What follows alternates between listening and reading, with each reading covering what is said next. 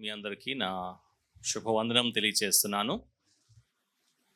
దేవుని దాసులు ప్రియ సహోదరులు రేవంత్ గారి ద్వారా చక్కటి మాటలు, చక్కటి వాక్య సందేశము, దేవుని వాక్యము గురించి మనం విన్నాం. వాస్తవం చెప్పాలంటే నా మనసులో ఇప్పుడు ఆలోచన ఏంటి అంటే, ఇంకా నేనేమి చెప్పవసరం లేదు, ఆ తలంపు సరిపోద్ది మనకి సాయంకాలం సమయంకి. అయినా సరే కొన్ని విషయాలు మనము కూడా ఇంచుమించు అటువంటిదే మనము కూడా కలిసి ధ్యానించడానికి ప్రభు సహాయం చేయనట్లు మనము ప్రార్థనాపూర్వకంగా ఉంటాం. ఇప్పుడే లేఖనము ఒక అధికారం గురించి మనం నేర్చుకున్నాం. లేఖనము పట్ల మన వైఖరి ఎలా ఉండాలో చాలా స్పష్టంగా దేవుని దాసులు మనకు తెలియపరిచారు. మరి మీరు ఎంతమంది దాన్ని గ్రహించారో తెలియదు, కానీ యాకోబు తన పత్రికలో ఒక హెచ్చరిక ఇస్తున్నాడు కదా. యాకోబు పత్రిక 1వ అధ్యాయములో 20వ వచనం అనుకుంటా, లేకపోతే ఒకసారి చూద్దాం ఆ వాక్యం. జస్ట్ ఒక హెచ్చరికగా ఆ మాటని మనము ఈ సమయంలో నాకు జ్ఞాపకం వచ్చింది. ఒకటి అదే మీరు చదువుతున్న వచనమే, 122. మీరు వినువారు మాత్రమే వారు ఉండి ప్రవర్తించే వారంగా ఉండాలి. కాబట్టి నా మట్టుకు నేను కూడా ఈ విషయంలో చాలా ప్రేరేపించబడాను. దేవుని వాక్యం పట్ల ఒక నూతనమైన ఆసక్తి నాలో కూడా కలిగింది. Thank you so much brother, God bless you. ఇంకా చదవాలని ఆకలి నాలో ఎక్కువైంది ఈ వర్తమానం విన్న తర్వాత. మరి మీకు ఎలా ఉందో నాకు తెలియదు. అంత మాత్రమే కాదు, దేవుని వాక్యం ఎంత శ్రేష్టమైందో నేను అనుకుంటాను. మన జీవితాంతము ఆ వాక్యాన్ని ధ్యానించి అధ్యయనము చేసి ఎంత చదువునా సరిపోదు. దేవుని వాక్యం ఒక లోతు, ఆ వాక్యం ఒక విస్తారము ఎంత గొప్పదో నిజంగా ఈ సెషన్ ద్వారా నేను కూడా మరి ఛాలెంజ్ చేయబడాను. దేవుని వాక్యాన్ని ఇంకా చదవడానికి, ఇంకా దేవుని వాక్యాన్ని అధ్యయనం చేసి నేర్చుకోవడానికి. మరి యవనస్తులమైన మనందరము కూడా ఈ మాటను గమనిస్తాం. మరి బ్రదర్ చెప్పినట్లు ఖచ్చితంగా ఒక నిర్ణయంతో మనం ఇక్కడి నుంచి వెళ్దాం. ఏంటి ఆ నిర్ణయం? ఏం చెప్పారు గుర్తుందా? రేవంత్ గారు చెప్పారు, ఒక నిర్ణయంతోనే ఈ హాల్ని మీరు విడిచిపెట్టాలన్నారు. ఏంటది? ప్రతి దినము నేనేం చేస్తాను, దేవుని వాక్యాన్ని ప్రతి దినము దేవుని వాక్యాన్ని మనం చదవడానికి సమయాన్ని కేటాయిస్తాం. వ్యర్థమైన వాటిన్నిటికో మన సమయాన్ని మనం కేటాయిస్తున్నాం. అన్నెసరీ వాట్సాప్ మెసేజ్ కొరకై, క్రికెట్ కొరకై, పాలిటిక్స్ కొరకై, ఇంకా ఎన్నో విషయాల కొరకై మన సమయాన్ని మనం ఏం చేస్తున్నాం, కేటాయిస్తున్నాం. వాటన్నిటికన్నా ప్రాముఖ్యమైంది దేవుని వాక్యము. వాటన్నిటికన్నా శ్రేష్టమైంది దేవుని వాక్యము. కనీసము ఒక అరగంట అయినా సరే, ప్రారంభంలో కనీసం ఒక అరగంట అయినా సరే రోజు దేవుని వాక్యముతో గడపడము మనం అభ్యాసము చేస్తే అది మనకి చాలా ఆశీర్వాదకరము. అంటే పర్సనల్గా వ్యక్తిగతమైన అలవాటు, వ్యక్తిగతమైన మేలు దాని ద్వారా నేను పొందుతాను. అప్పుడే దేవుని వాక్యంలో రాయబడిన సంగతులు మనం వింటూ వస్తున్నాం కదా. అది ప్రభువైన యేసు క్రీస్తు గురించిన సంగతులు కావచ్చు, సంఘం గురించిన సంగతులు కావచ్చు, అభ్యాసంగా ప్రాక్టికల్గా జీవించిన విషయాలు కావచ్చు. దేవుని వాక్యాన్ని నేను వ్యక్తిగతంగా చదివితేనే నాకు అర్థమయ్యేది. అన్నలు చెప్తారు, దేవుని దాసులు పెద్దలు వాళ్ళు చెప్తారు, నేను వింటాను అంటే అది అంతవరకే పరిమితం అవుతుంది. కానీ వ్యక్తిగతంగా నా మట్టుకి నేను చదివితేనే దాని విశేషత, దాని ఒక రుచి ఏంటో నాకు అర్థమవుతుంది కదండి. యవనస్తులు చాలా మంది ఉన్నారు కాబట్టి ఈ మాట నేను సహజంగా ఎక్కువ ఎగ్జాంపుల్స్ నేను ఇవ్వను, అయితే ప్రేరేపించబడుతున్నాను కాబట్టి ఈ మాట చెప్తున్నాను. యవనస్తులు ఉన్నారు కాబట్టి కదా. యవనస్తులు మీరే ఒకసారి జ్ఞాపకం చేసుకోండి. మంచి బైక్ ఉంది కదా, మీకు తెలుసు రేస్ బైక్స్ ఉన్నాయి, ఇంకా చాలా అవుతాయి. మేమైతే కొంత ఓల్డ్ అయిపోయాం కాబట్టి మాకు తెలియదు, కానీ మంచి బైక్ ఉంది, చాలా చక్కగా పికప్ ఉంటుంది, మంచి 5 గేర్స్ ఉంటాయి, మంచి లుక్ ఉంటుంది, స్టైలిష్గా ఉంటుంది, మంచి స్పీడ్గా వెళ్ళే మంచి అట్రాక్టివ్ బైక్ ఉంటే నువ్వు అది డ్రైవ్ చేయదు, నువ్వు వెనకాలే కూర్చో అంటే మనకు ఎలా అనిపిస్తుంది? చెప్పండి. నా మట్టుకు నేను డ్రైవ్ చేస్తేనే ఏమవుతుందో చెప్పండి, ఆ ఆనందం వస్తుంది, అంతే కదా. వెనకాల కూర్చొని 1 కిలోమీటర్ వెళ్ళినా 10 కిలోమీటర్ వెళ్ళినా తృప్తి ఉండదు. ఎప్పుడు వస్తుంది తృప్తి? స్వతహాగా ఆ బైక్ నాకు ఇచ్చేస్తే, నేను ఒక 10 కిలోమీటర్స్, నేను ఒక 50 కిలోమీటర్స్ దాన్ని నా మట్టుకు నేనే డ్రైవ్ చేస్తే ఎంత ఆనందం వస్తుంది. బైబిల్ అంతే. ఇక్కడ దేవుని దాసులు సేవకులు నించొని చెప్పినప్పుడు ఆనందం కలుగుతుంది, కానీ దానికన్నా మించిన ఆనందము వ్యక్తిగతంగా మనం దేవుని వాక్యాన్ని చదివినప్పుడు మనకు కలుగుతుంది. కాబట్టి ఈ విషయాన్ని మనం జ్ఞాపకం చేస్తాం. అలాగైతే ఈ సాయంకాల సమయంలో ఈ సెషన్తో నా సెషన్స్ ముగించబడుతుంది. మరి రేపు నేను మీతో సహవాసం చేయలేను, మరొక చోట దేవుని వాక్యం ఒక పరిచర్య నిమిత్తం నేను వెళ్ళాలి. అయితే ఈ సాయంకాల సమయంలో యేసు ప్రభు ఒక బోధల గురించి కొంతసేపు మనము ధ్యానించుకుందాం. మనం యేసు ప్రభు ఒక దైవత్వం గురించి మాట్లాడుకున్నాం. అంటే అంతా చూసేసుకున్నామని కాదు, మీరు కూడా ఆ విషయంలో ఇంకా స్టడీ చేయాలని నేను ఆశపడుతున్నాను. అదే సమయంలో ఆయన మానవత్వం గురించి మనం చూసుకున్నాం. అది కూడా ఇంకా మీరు దేవుని వాక్యంలో తవ్వండి, ఇంకా అనేకమైన విషయాలు మీకు దొరుకుతాయి. ఈ సాయంకాల సమయంలో క్లుప్తంగా యేసు ప్రభు ఒక బోధల గురించి, లేకపోతే ఆయన అందించిన టీచింగ్, ఆయన అందించిన బోధ గురించి కొంత మనము మాట్లాడుకుందాం.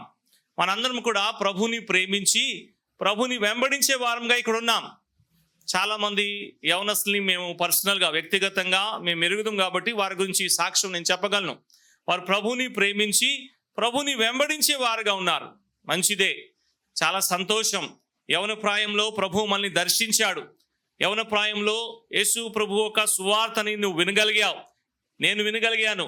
యవన ప్రాయంలో ప్రభు మనని దర్శించాడు, తన రక్షణతో మనని అలంకరించాడు. అయితే మన పట్ల ఆయనకు ఒక ప్రణాళిక ఉంది. ఆ విషయాన్ని మనం జ్ఞాపకం ఉంచుకోవాలి. అందుకే దేవుని దాసుల ద్వారా శ్రేష్టమైన వర్తమానాన్ని మనం వింటూ వస్తున్నాం. అబ్సల్యూట్గా మనకి ఏదైతే అవసరమో ఆ మాటలే దేవుడు తన దాసుల ద్వారా మనతో మాట్లాడుతూ వస్తున్నారు. అలాగైతే ప్రభుని వెంబడిస్తున్న మనము ప్రభు ఒక బోధల్ని ఎంత అర్థం చేసుకున్నాం కదా. ప్రభు అంటే నాకు చాలా ఇష్టం. ప్రభు సువార్త నేను విన్నాను, రక్షించబడాను, ప్రభులో ఆనందిస్తున్నాను, పాటలు పాడుతున్నాను, ప్రార్థన చేస్తాను, మందిరానికి వెళ్తాను, పరిచర్యలో కూడా ఉంటాను, అప్పుడప్పుడు వాక్యం కూడా చదువుతాను. ఆ ప్రభు అంటే నాకు ప్రాణము అనేవారు చాలా మంది ఉన్నారు. చాలా మంచిది. కానీ ప్రభు చెప్పిన బోధలేంటి? What are the core teachings of Lord Jesus Christ? ప్రభు చెప్పిన ముఖ్యమైన ఆ ఉపదేశాలు ఏంటి అని అడిగితే మనలో చాలా మంది మాట్లాడలేని స్థితిలో ఉన్నాం కదండి. ఒకవేళ ఎవరైనా మనల్ని అడిగి మీ ప్రభు ఎందుకు ఇలా చెప్పాడు అని అడిగితే మనము మాట్లాడిన స్థితిలో ఉన్నాం. కారణం ఏంటి అంటే, ప్రభు అంటే నాకు ఇష్టమే, ప్రభు నేను వెంబడిస్తున్నాను, ఆ ప్రభు ఒక గొప్పతనాన్ని నేను గ్రహించాను, కానీ ఆ ప్రభు అందించిన బోధ ఏదైతే ఉందో అది నాకు తెలియదు. ఎందుకు తెలియదు? మరలా అదే పాయింట్ దగ్గరికి రావాలి. మనము చదవట్లేదు కాబట్టి తెలియదు. పేతురు తన పత్రికలో మాట్లాడుతూ ఏమన్నాడు? మిమ్మల్ని ఎవరైనా ప్రశ్నిస్తే, మీ విశ్వాసం గురించి మిమ్మల్ని ఎవరైనా ప్రశ్నిస్తే వారికి మీరేం చేయాలి? సాత్వికంతో సమాధానము చెప్పేవారుగా ఉండాలి. ఎప్పుడు ఉండగలము? ఆ ప్రభు బోధలేంటో, ఆ ప్రభు విషయాలేంటో మనకు తెలిస్తేనే కదా. యేసు ప్రభు తన బోధల గురించి ఆయన చాలా గంభీరంగా ఉన్నాడు. చాలా గంభీరంగా ఆయన తన శిష్యులతో ఆజ్ఞాపించాడు. మత్తయి సువార్తలో చూడండి ఆ మాట. మనము ఆ కీనోట్ సెషన్లో కూడా ఈ మాట నేను పంచుకున్నాను. మత్తయి సువార్త 28వ అధ్యాయం 20వ వచనంలో యేసు ప్రభు శిష్యులతో చాలా స్పెసిఫిక్గా మాట్లాడుతూ ఏమంటున్నాడు? నేను మీకు ఆజ్ఞాపించిన సంగతి, లేకపోతే నేను మీకు నేర్పించిన సంగతులు కదా. సహోదరులు ఎవరైనా చదువుతారు ఆ మాట? 28వ అధ్యాయం 20వ వచనం మత్తయి సువార్త. నేను మీకు ఏ సంగతులు ఆజ్ఞాపించితినో వాటన్నిటినీ గైకొను వలనని వారికి ఏం చేయాలి చెప్పండి? బోధించుడు. యేసు ప్రభు ఆయన బోధ అందించాడు శిష్యులకి. ఆయన చాలా తీవ్రంగా శిష్యులకి ఏం ఆజ్ఞ ఇచ్చాడంటే, నేను ఏ సంగతులు అయితే మీకు బోధించానో ఆ సంగతులు మీరేం చేయాలి? ఇతరులకి నేర్పించాలి అన్నాడు. అంటే దీని అర్థం ఏంటి? He was very serious about his teaching కదా. ఆయన ఏదైతే శిష్యులకు నేర్పించాడో వాటి విషయంలో ఆయన చాలా గంభీరంగా ఉన్నాడు. అంత మాత్రమే కాదు, శిష్యులతో మాట్లాడుతూ ఏం చెప్పాడు, ఈ బోధలు మీరు వింటున్నారు కదా, మీకు ఒక ఆదరణకర్తను పంపిస్తాను. అతను ఏం చేస్తాడు, మిమ్మల్ని సర్వసత్యంలోకి నడిపిస్తాడు, నా సంగతులు మీకు మరలా జ్ఞాపకం తీసుకొస్తాడు, నా సంగతులు మీకు బోధిస్తాడు, మరలా తీసేస్తాడు అని ఆయన చెప్పాడు. యేసు ప్రభు మంచి బోధకుడు అనే విషయాన్ని మనందరము కూడా గుర్తిస్తాం కదా. అయితే ఆయన బోధించిన అంశాన్ని ఎంత గుర్తుపడుతున్నాం, ఎంత రికగ్నైజ్ చేస్తున్నాం? ఆయన మంచి బోధకుడని ఆయన గుర్తిస్తున్నాం, కానీ వాట్ అబౌట్ హిస్ టీచింగ్, ఆయన బోధన సంగతి ఏంటి? మనం ఎవరైనా అడిగితే యేసు ప్రభు మంచి బోధకుడు అంటే మనం చాలా ఆనందిస్తాం, మనం కూడా ఆ మాట చెప్తా ఉంటాం, వాస్తవమే. కానీ మరి ఆయన చెప్పిన బోధ గురించి ఏంటి కదా. అలాగైతే యేసు ప్రభు బోధించే విషయంలో ఆయన చాలా జాగ్రత్త తీసుకున్నాడు, చాలా గంభీరంగా శిష్యులకి చాలా విషయాలు ఆయన నేర్పించాడు. యేసు ప్రభు ఒక క్లెయిమ్ చూడండి, మత్తయి సువార్త 26వ అధ్యాయం 55వ వచనంలో యేసు ప్రభు ఒక మాట అంటున్నాడు. మత్తయి సువార్త 26వ అధ్యాయం 55వ వచనంలో ఆ గత్సమని తోటలో చెప్తున్నాడు ఈ మాట.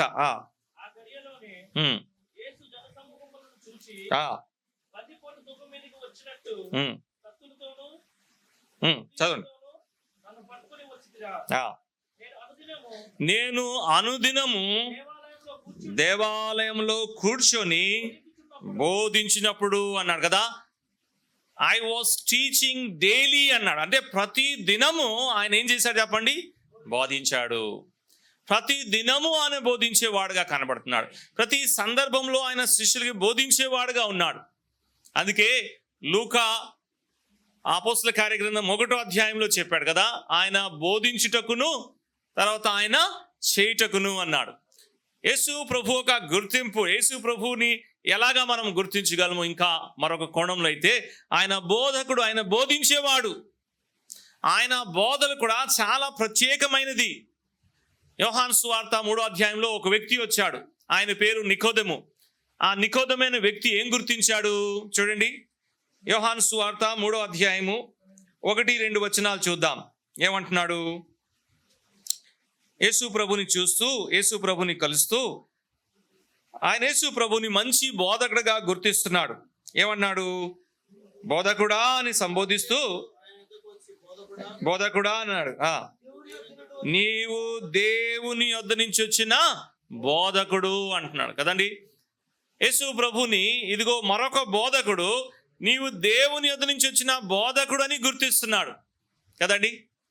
ఆయన బోధలు వాళ్ళు వింటూ వస్తున్నారు, ఆయన బోధన విధానాన్ని కూడా వాళ్ళు చూసి ఆశ్చర్యపోయారు. నిన్న కూడా దేవుని దాసులు ఆ సంగతులు జ్ఞాపకం చేశారు. మత్తయి సువార్త 7వ అధ్యాయం చివరి వచనంలో మనం చదివితే, ఆ కొండ మీద ప్రసంగం అయిపోయిన తర్వాత వారు యేసు ప్రభు ఒక బోధ విని ఆశ్చర్యపోయారు. బోధ విధానము, బోధన రెండు ప్రజల్ని ఆశ్చర్యానికి గురి చేసింది. ఆయన ఏ సంగతులు బోధించాడో ఆ సంగతులు, ఆయన ఎలా బోధించాడో ఆ సంగతులు అధికారముతో బోధించాడు కదండి. అలాగైతే మనందరము కూడా ఒకసారి ఆలోచన చేయాలి. ఇక్కడ కూర్చున్న మనందరము కూడా యేసు ప్రభుని మంచి బోధకుడుగా మనం గుర్తిస్తాం, కానీ ఆయన బోధ గురించి మనకు వైఖరి ఎలా ఉంది?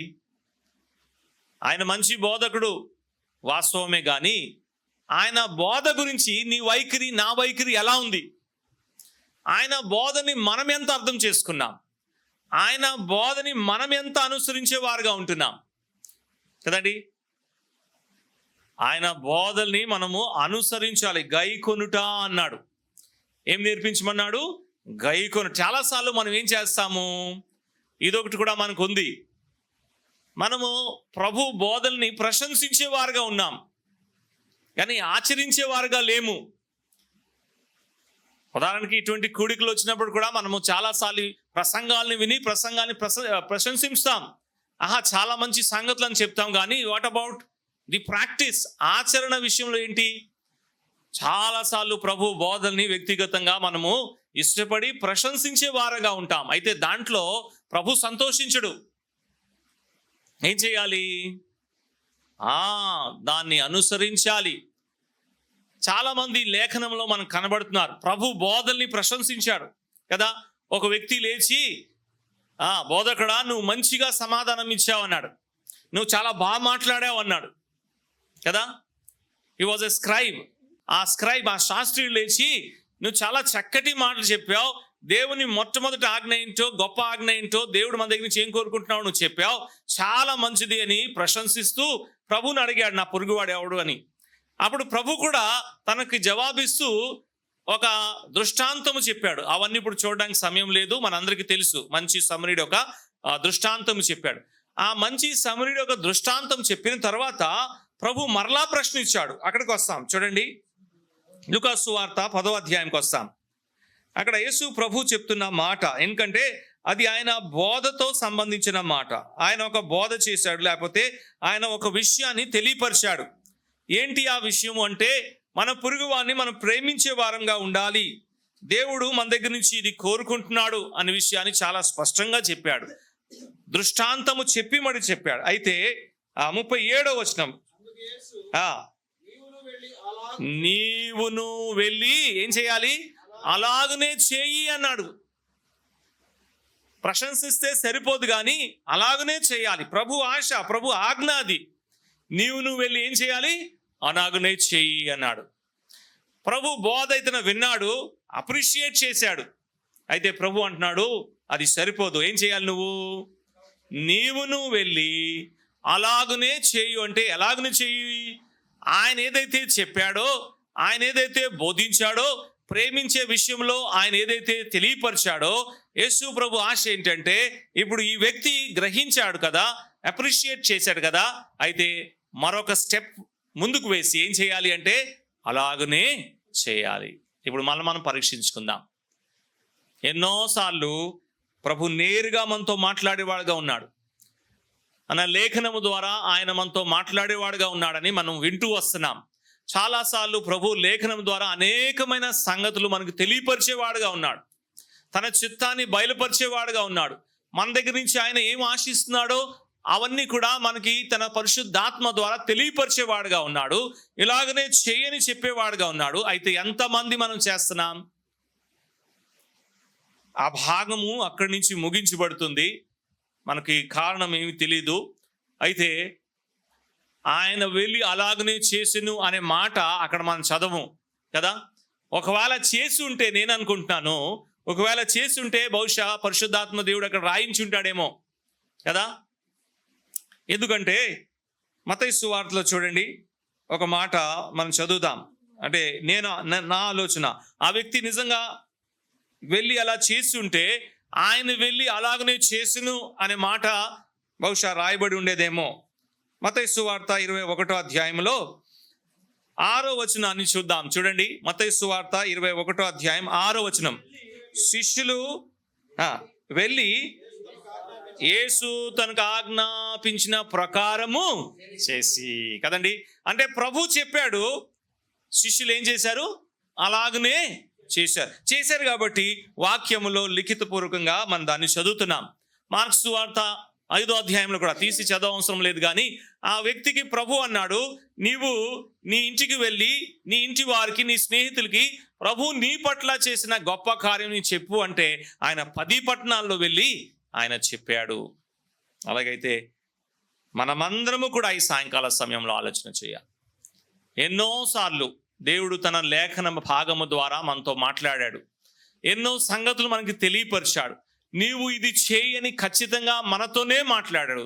ఎంత మనము ఆయన మాటకి విధేయుడయ్యాం, ప్రభు బోధలకి మనం ఎంత లోబడుతున్నాం, వాటిని జరిపించుటకు మనం ఎంత ఆసక్తిని చూపెడుతున్నామో ఆ విషయాన్ని మనము గమనించేవారుగా ఉండాలి అనే విషయాన్ని మనం చూస్తున్నాం. అపోస్తల కార్య గ్రంథంలో శిష్యుల గురించి ఒక మంచి సాక్ష్యము రాయించబడారు దేవుడు. అపోస్తల కార్య గ్రంథము 5వ అధ్యాయం 42వ వచనము.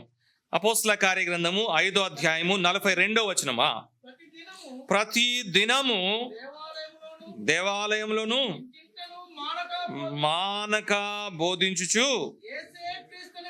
ప్రకటించుచు వచ్చెను. శ్రమలు వచ్చింది, వాళ్ళు బెదిరించబడారు. అంత మాత్రమే కాదు, ఈ వచన భాగంలో వాళ్ళు కొట్టబడారు. అయినా సరే ప్రభు ఇచ్చిన ఆజ్ఞని వాళ్ళు ఏం చేస్తున్నారు చెప్పండి? సంతోషంతో నెరవేరుస్తున్నారు. ఆ ప్రభు చెప్పిన ప్రకారము వాళ్ళు సువార్తను ప్రకటిస్తున్నారు, ఆగట్లేదు. ప్రభు ఇచ్చిన ఆజ్ఞని వాళ్ళు దాన్ని జరిపించేవారుగా ఉన్నారు. అలాగైతే మనము ఈ విషయంలో జాగ్రత్తగా ఆలోచించేస్తాం. అలాగైతే ప్రభు బోధలు కొన్ని క్లుప్తంగానే, అన్ని మనం చూడలేము, సమయం కాదు, క్లుప్తంగా కొన్ని విషయాలు చూద్దాం. ప్రభు బోధల్లో మొట్టమొదటిది ఆయన దేవుని గురించి తెలియపరిచాడు. He talked about God. ఆయన బోధల్లో చాలా శాతము ఆయన దేవుని గురించి మాట్లాడాడు. అంటే చాలాసార్లు, చాలా పర్యాయంలో ఆయన దేవుని గురించి మాట్లాడారు. దేవుని యొక్క ప్రత్యక్షత, దేవుని గురించి ఆయన తెలియపరిచేవాడుగా మనకు కనబడుతుంది. ఆయన బోధల్లో చాలా ప్రాముఖ్యమైనది ద టీచింగ్స్ అబౌట్ గాడ్. యేసు ప్రభు దేవుని గురించి మాట్లాడిన విషయం ఇప్పుడే మనం దేవుని దాసుల ద్వారా వింటూ వచ్చాం. పాత నిబంధన ఆ లేఖనముని ఎలాగా ఆ ప్రభు తెలియపరిచాడు, ఆ లేఖనాన్ని ఎలాగా ఆయన హెచ్చించాడు, ఆ లేఖనానికి ఎలాగా ఆయన లోబడాడు అనే విషయాన్ని మనం ఇప్పుడు దేవుని దాసుతో వింటూ వచ్చాం. అలాగైతే ప్రభు తన బోధలో దేవుని గురించి కొన్ని విషయాలు తెలియపరిచాడు. ఇక్కడ ఈ సమయంలో అన్ని మనం చూడలేం, కానీ కొన్ని మనకి గుర్తున్నాయి. ఆయన బోధల్లో యేసు ప్రభు మాట్లాడిన విషయం దేవుని గురించి కదా. యోహాను సువార్త 4:24 మనందరికీ బాగా పరిచయమైంది. ప్రభు అక్కడ సమరయ స్త్రీతో మాట్లాడుతూ దేవుని గురించి చెప్తున్నాడు. ఏమన్నాడు? దేవుని ఆత్మ గనక అని చెప్పాడు కదా. దేవుడు ఆత్మ స్వరూపి అనే విషయాన్ని తెలియపరిచినాడు. దేవుని గురించి ఇలాగా ప్రభు మాట్లాడిన సందర్భాలు ఎన్నో కనబడుతున్నాయి. మత్తయి సువార్త 23వ అధ్యాయంలో దేవుడు మనకి తండ్రి అయి ఉన్నాడు అనే విషయాన్ని తెలియపరుస్తున్నాడు. మత్తయి సువార్త 5వ అధ్యాయంలో పరలోక ప్రార్థన చెప్తున్నప్పుడు 6వ అధ్యాయంలో ఆ తండ్రి పరలోకములో ఉన్నాడు అనే విషయాన్ని చెప్పాడు. అనేక సార్లు శాస్త్రులు, ఫరిసీయులు ప్రభు దగ్గరికి వచ్చి ప్రభుతో మాట్లాడిన సందర్భంలో కూడా ఆయన దేవుని గురించి మాట్లాడిన విషయాలు కనబడుతున్నాయి కదండి. దేవుడు గుణగణాలు ఎలా ఉన్నాయో ఆయన తెలియపరిచాడు. దేవుని యొక్క శక్తి, దేవుని యొక్క సామర్థ్యం ఏంటో, దేవుడు ఎటువంటి వాడో, కుమారుడైన దేవుడు మానవ స్వరూపిగా ఈ లోకంలో ఉన్నప్పుడు తండ్రి అయిన దేవుని గురించి స్పష్టమైన బోధ అందించాడు కదా. ఒక జస్ట్ ఉదాహరణకు ఒక మాట చూసుకుందాం. మత్తయి సువార్తలో వస్తాం. ఇది మనకు బాగా పరిచయమైన అంశమే. మత్తయి సువార్తలో వాళ్ళు యేసు ప్రభు దగ్గరికి వచ్చారు. యేసు ప్రభు దగ్గరికి వచ్చి వారు సదుకీయులు వాళ్ళు వాళ్ళ కథనాలి ప్రభుకి చెప్పారు. అవన్నీ మనకు తెలుసు, వాటిని మీద నేను వెళ్ళట్లేదు. కానీ పునరుత్థానము లేదు అని ఒక కథను వెళ్ళారు. అది ప్రభుకు చెప్పారు. ప్రభు దానికి జవాబిస్తూ దేవుని గురించి మాట్లాడాడు కదా. 32వ వచనాన్ని మనం చదువుకుందాం. 32వ వచనం, మత్తయి సువార్త 22వ అధ్యాయము 32వ వచనము చూడండి. దేవుని గురించి ఆయన తెలియపరుస్తున్నాడు.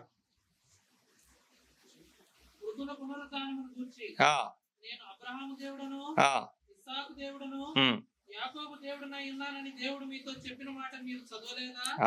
ఆయన సజీవులకే దేవుడు గాని మృతులకు దేవుడు కాడని వారితో చెప్పాను. దేవుని గురించి ఆయన తెలియపరుస్తున్న మాటలు 33వ వచనంలో ప్రజలు ఈ బోధ, ఈ మాట విని ఆశ్చర్యపోయారు. ఇలాగ అనేక పర్యాయంలో ఆయన దేవుని యొక్క గుణ లక్షణాన్ని తెలియపరిచేవాడుగా ఉన్నాడు. అలాగైతే ఆ దేవుడు ఎటువంటి వాడో, ఆ దేవుడికి మనం ఎలాగ లోబడి ఉండాలో అనే విషయాన్ని యేసు ప్రభు తన బోధలో ఆయన నేర్పించాడు. దేవుని యొక్క అధికారం క్రింద మనం ఎలా ఉండాలో, దేవుడు ఎటువంటి వాడై ఉన్నాడు, ఆయన పరిశుద్ధత, ఆయన నీతి, ఆయన తీర్పు గురించి యేసు ప్రభు చాలా స్పష్టంగా బోధించాడు కదా. అందుకే యేసు ప్రభు మాటల్లో శిష్యులు తండ్రి అయిన దేవుని గురించిన సంఘటనలు వాళ్ళు నేర్చుకున్నారు. దేవుని విషయాల్ని వారు నేర్చుకున్నారు. అందుకే అపోస్తల కార్య గ్రంథంలో వారు ధైర్యంగా ఏమంటున్నారు చూడండి. 5వ అధ్యాయంలోకి వస్తాం. 29వ వచనాన్ని మనం చదువుకుందాం. అపోస్తల కార్య గ్రంథం 5వ అధ్యాయం 29వ వచనంలో పేతురు మాట్లాడుతూ ఏమంటున్నాడు? మనుషులకు కాదు ఉమ్. దేవునికే మేము లోబడవలెను కదా. దేవునికే మేము లోబడిన కదా. ప్రభు దగ్గర నుంచి నేర్చుకున్నారు దేవుని యొక్క అధికారము. ఆ అధికారం క్రింద మనం ఉండాలి, దేవునికి మనము లోబడాలి. మనుషుల కన్నా దేవునికే మనం ఎక్కువ ప్రాథమికత ఇవ్వాలి. మనుషులు కాదు కానీ దేవునికే మనము అకౌంటబుల్ అని ఈ విషయాలన్నీ కూడా వారు నేర్చుకున్నారు. The teachings about God. యేసు ప్రభు దేవుని గురించి, అంటే తండ్రి అయిన దేవుని గురించి ఆయన మాట్లాడిన విషయాలు తన బోధలు అనేకలు ఉన్నాయి. మీరు కూడా వ్యక్తిగతంగా ఇప్పుడే మనము విన్నట్లు ఆ విషయాలన్నీ కూడా మనము క్రమబద్ధంగా చదివితే మనకి చాలా మంచిది. చాలా విషయాలు ప్రభు బోధల నుంచి దేవుని గురించి, దేవుని యొక్క శక్తి గురించి, దేవుని యొక్క స్వభావం గురించి, దేవుని యొక్క నీతి, ఆయన పరిశుద్ధ గురించి మనము నేర్చుకోగలము. ఎందుకంటే యేసు ప్రభు విస్తారంగా వీటి గురించి మాట్లాడాడు. తండ్రి అయిన దేవుడు ఎంత ప్రేమ చూపెట్టేవాడో, ఎంత జాలిగలవాడో, ఎంత క్షమించేవాడో చెప్తూ లూకా సువార్త 15వ అధ్యాయంలో ఆయన ఒక చక్కటి ఉపమానం చెప్పాడు కదా. ఇలాగ అనేకమైన విషయాలు, దేవుని సంబంధించిన విషయాలు ఆయన మనకి తన బోధల్లో తెలియపరిచాడు. కాబట్టి ప్రభు బోధలు చదివినప్పుడు మనకి దేవుని గురించి ఒక స్పష్టమైన అవగాహన కలుగుతుంది. రెండవది, ఆయన పాపము గురించి మాట్లాడాడు. పాపం ఒక పెనాల్టీ లేకపోతే శిక్ష గురించి మాట్లాడాడు. పాపము గురించి ఆయన మాట్లాడాడు. ఆ పాపముకు వచ్చే శిక్ష గురించి కూడా ఆయన మాట్లాడాడు. పాపం ఉంది, పాపము దేవునికి అంగీకారము కాదు, పాపమును బట్టి దేవుని యొక్క తీర్పు మన మీద ఉంది అనే విషయాన్ని ఆయన తెలియపరుస్తూ ఆ పాపము, ఆ తీర్పు గురించి, నరకము గురించి ఆయన తన బోధల్లో మాట్లాడాడు అనే విషయాన్ని మనము జ్ఞాపకం చేస్తున్నాం కదా. పాపము విషయంలో ఆయన చేసిన బోధ మనకు కనబడుతుంది. దేవుడు పాపంని ఎంత తీవ్రంగా పరిగణిస్తాడో చెప్పాడు. ఒక మాట లూకా సువార్తలో చూద్దాం. చూడండి, లూకా సువార్త 13వ అధ్యాయంలో యేసు ప్రభు 2 సార్లు మారు మనసు గురించి చెప్తున్నాడు. పాపంలో ఉన్న వారి గురించి మాట్లాడుతూ దేవుని పట్ల సరైన వైఖరి లేని వారు మారు మనసు పొందాలి, దేవుని వైపు తిరగాలి అని ఆయన వారికి బోధిస్తూ ఏమన్నాడు చూడండి 3వ వచనంలో,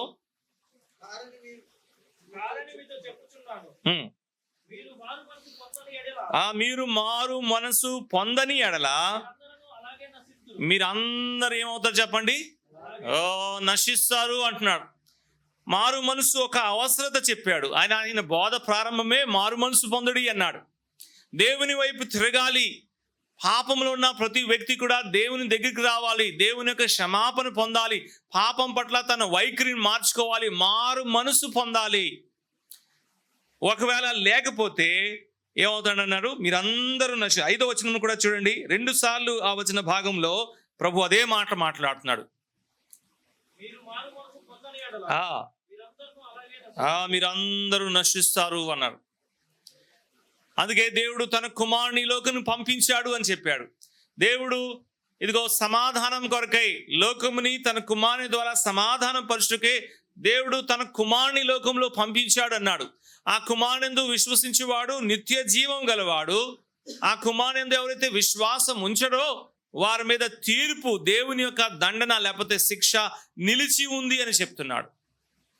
అలాగైతే పాపం ఎక్కడి నుంచి పాపం వస్తుందో అది కూడా చెప్పాడు.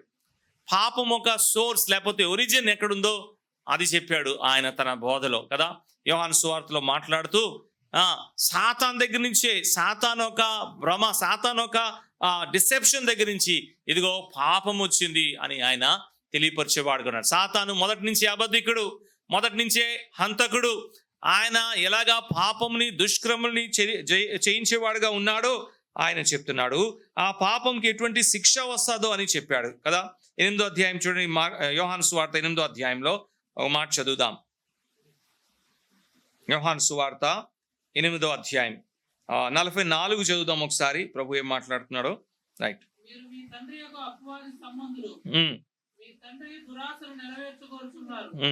ఆది నుండి వాడు నరహంతకుడై ఉండి, ఆది నుంచి సాతాను గురించి చెప్తూ ఏమన్నాడు? నరహంతుడుగా ఉన్నాడు, సత్యమందు నిలిచిన వాడు కాదు, వాని యందు సత్యమే లేదు అని ఆయన తెలియపరుస్తున్నాడు. 24వ వచనం చూడండి, 8:24.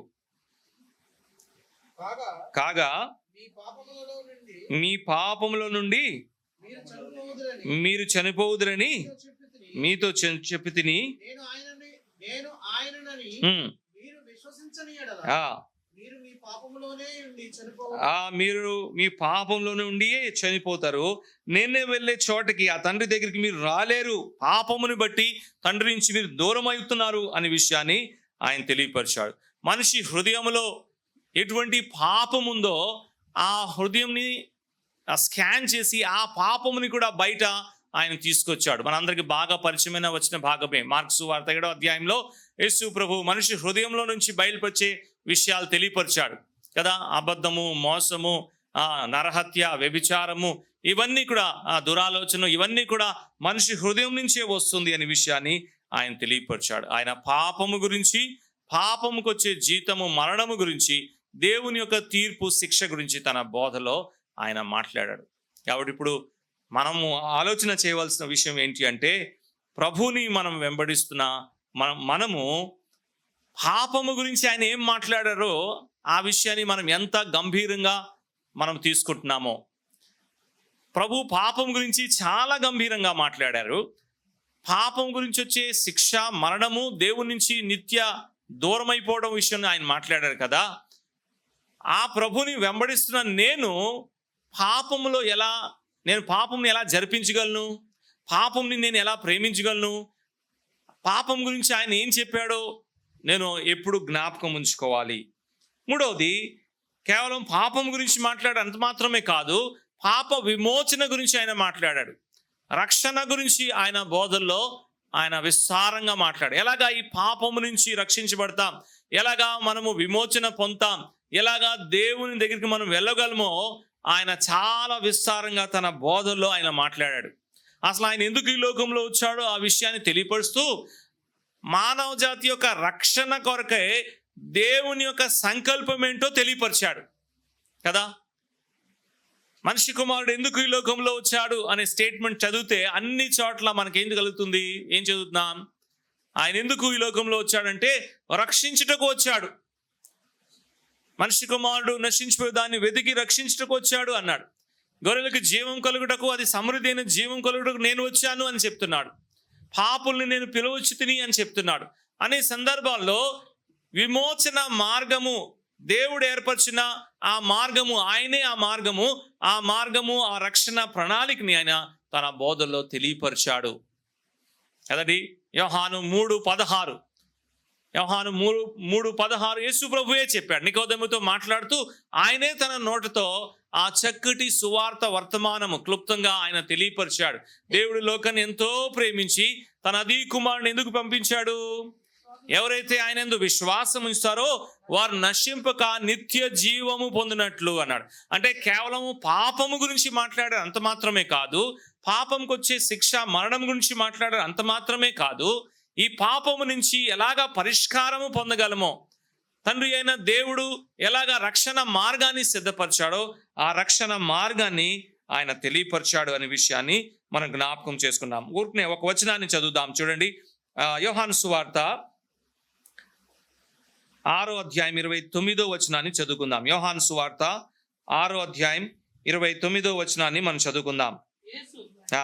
ఆయన పంపిన వాని యందు మీరు విశ్వాసం ఉంచుటే దేవుని క్రియ అని వారితో చెప్పాను.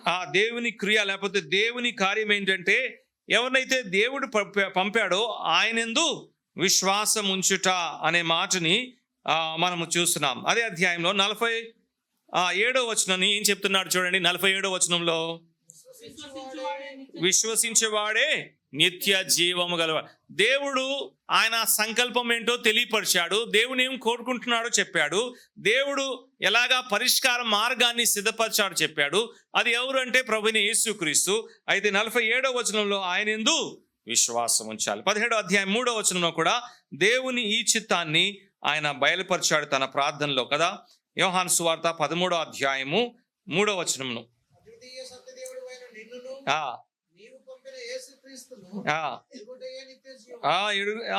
నిత్య జీవం గురించి ఆయన తెలియపరిచేవాడు. అలాగైతే ఆయన పాపంకి వచ్చే శిక్ష అంత మాత్రమే కాదు, రక్షణ మార్గాన్ని ఆయన తన బోధలో తెలియపరిచాడు. తర్వాత శిష్యులకు ఆజ్ఞాపించాడు.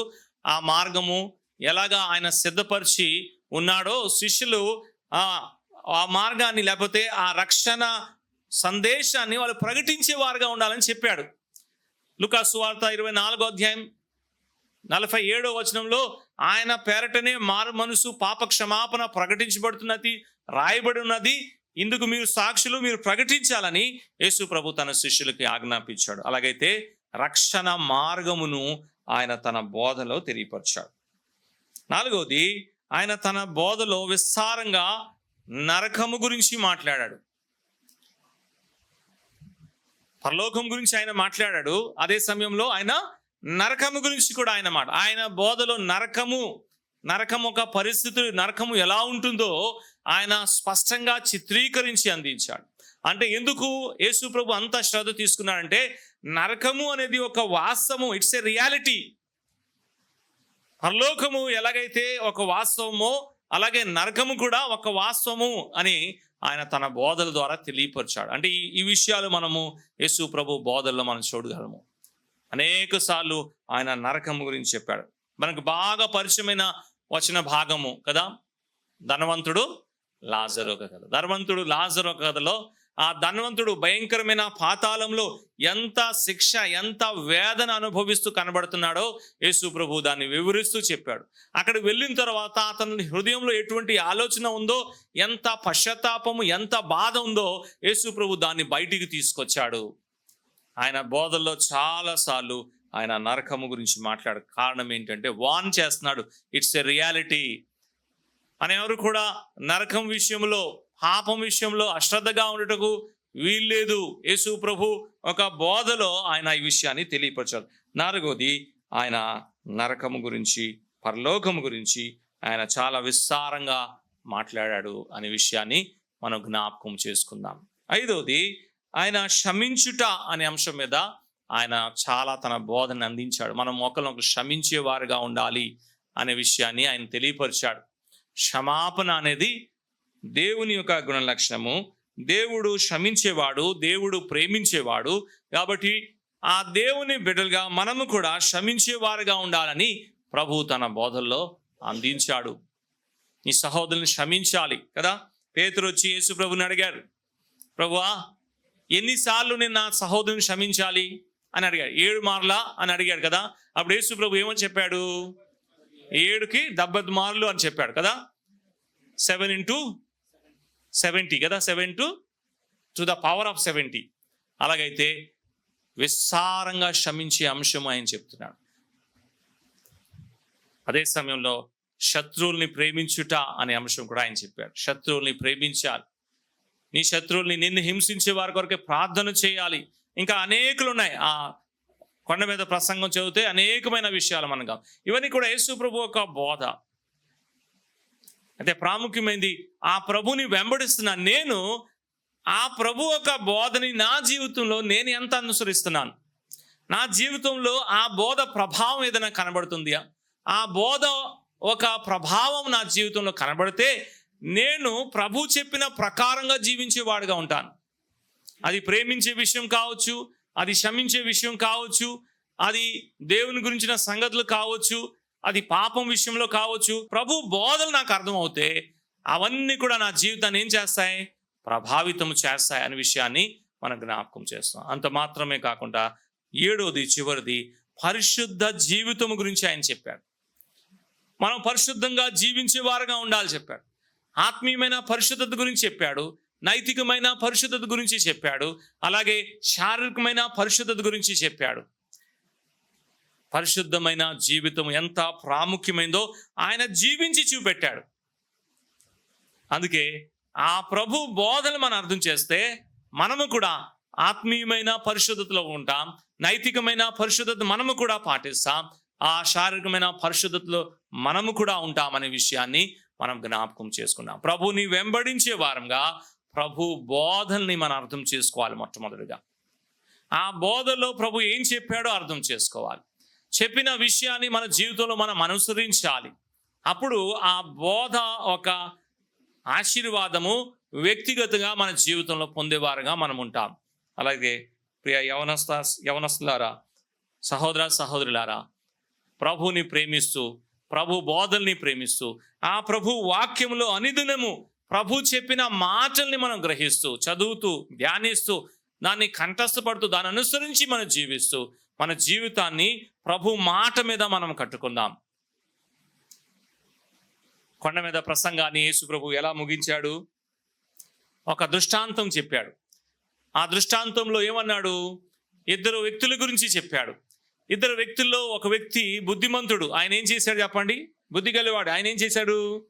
యేసు ప్రభు మాటను విని, అక్కడ ఆ మాట చదివి మనం ముగించేస్తాం. ఆ ఎగ్జాక్ట్ వర్డ్ అక్కడ రాయబడినది ఇక్కడ. వాటి ప్రకారం జరిపించాడు అంటాడు. 7వ అధ్యాయంకి వస్తాం. మత్తయి సువార్త 7వ అధ్యాయం 22 నుంచి ఆ మాటలు ఉంటాయి. అంటే ఎగ్జాక్ట్గా ఆ వర్డ్ నాకు కావాలి, అందుకే ఆ వచన భాగాన్ని చదవమని నేను ఆశిస్తున్నాను. 24 చూడండి. ఈయన మాటలు విని వాటి చెప్పున చేయు ప్రతివాడు. అంటే ఏంటి ఇప్పుడు? చేయుట అనే విషయం కదా.